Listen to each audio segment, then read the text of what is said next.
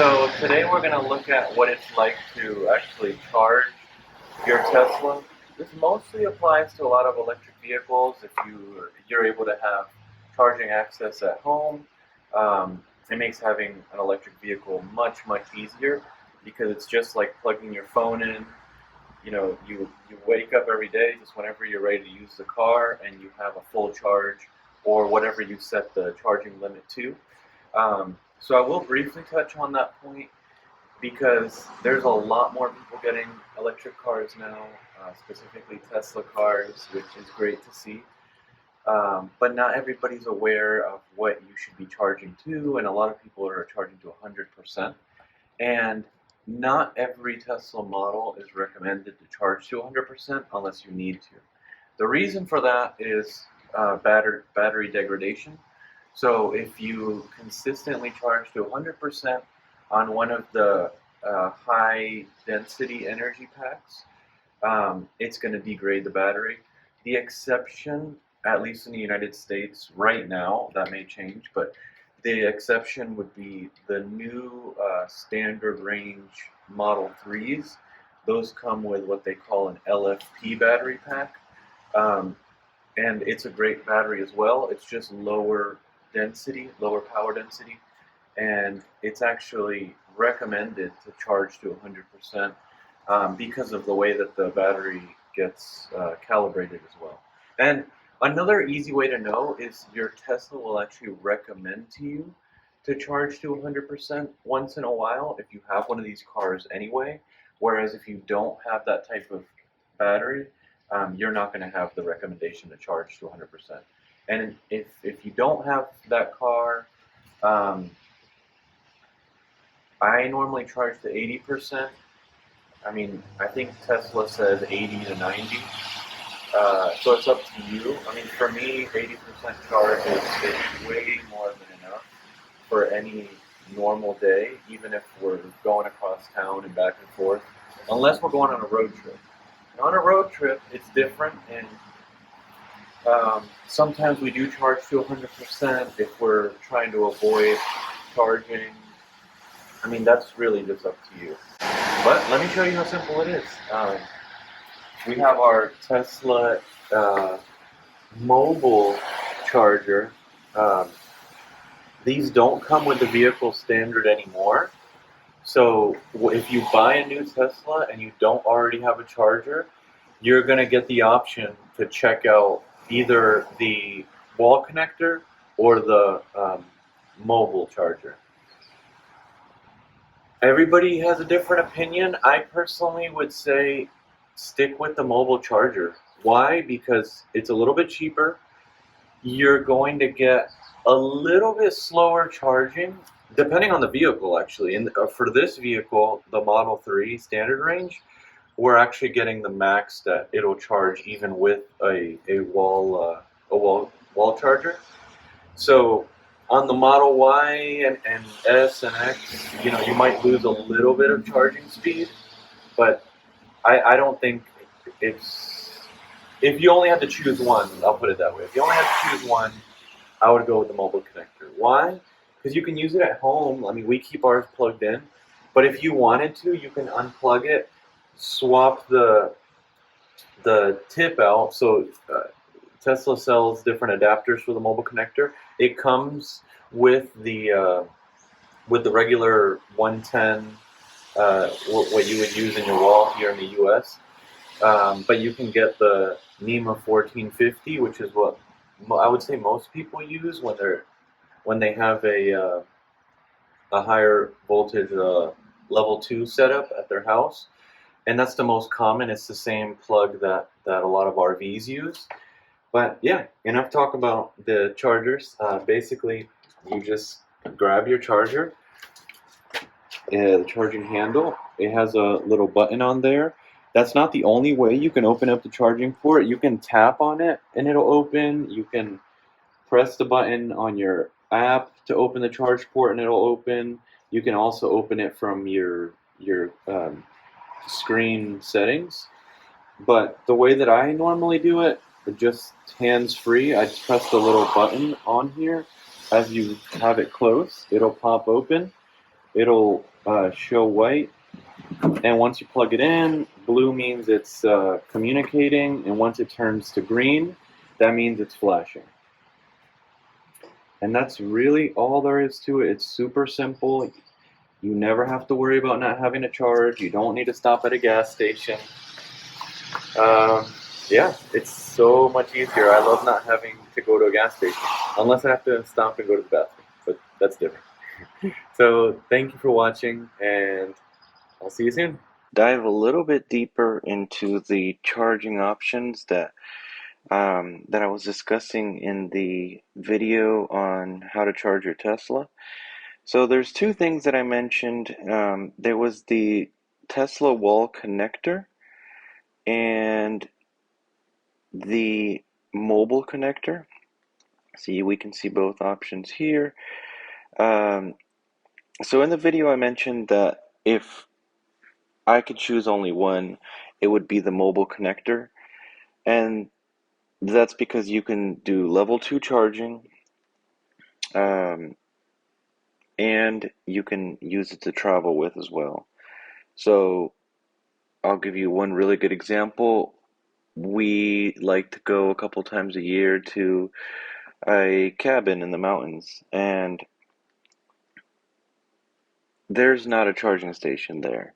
So while we're there, we drive, you know, sometimes an hour away to go on hikes in different locations, and we don't really want to be stopping at a charging station on the way there or back if we don't have to.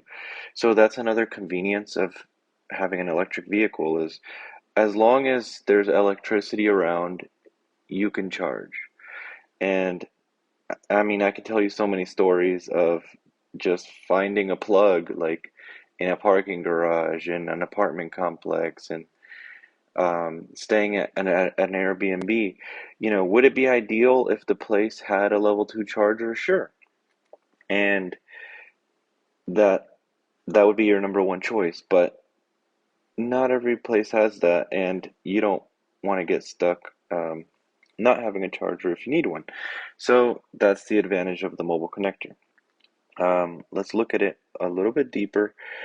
So this is the standard mobile connector, is what I'll call it, because it's the one that used to come with the vehicles, and then they stopped doing that a few months ago.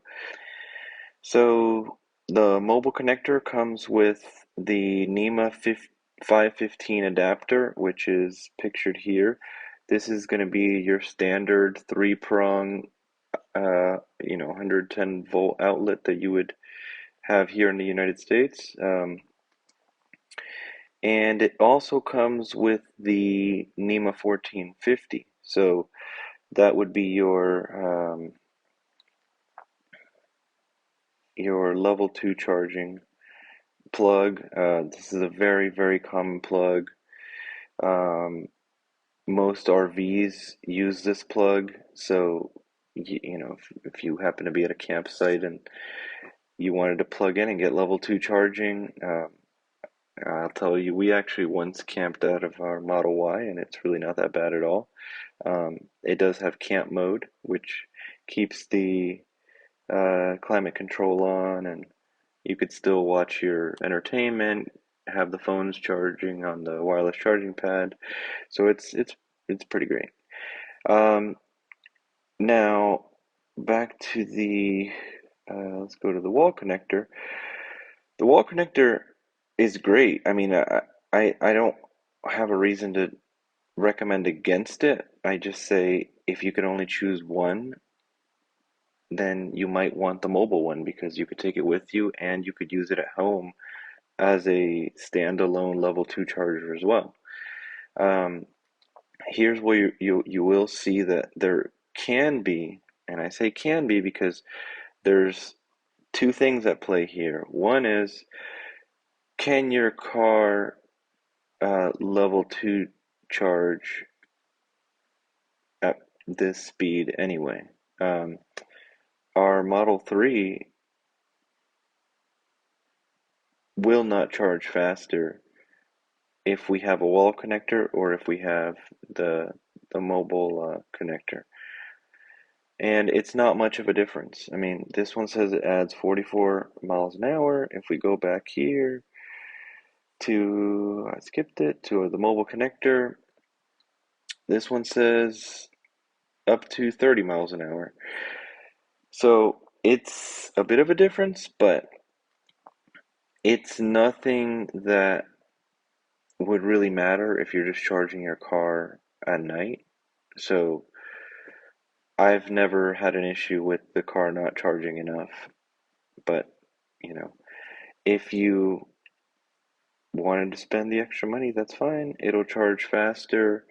It does have Wi-Fi, so there might be some interesting features that come of that. I have heard that Tesla may be enabling um, you to be able to charge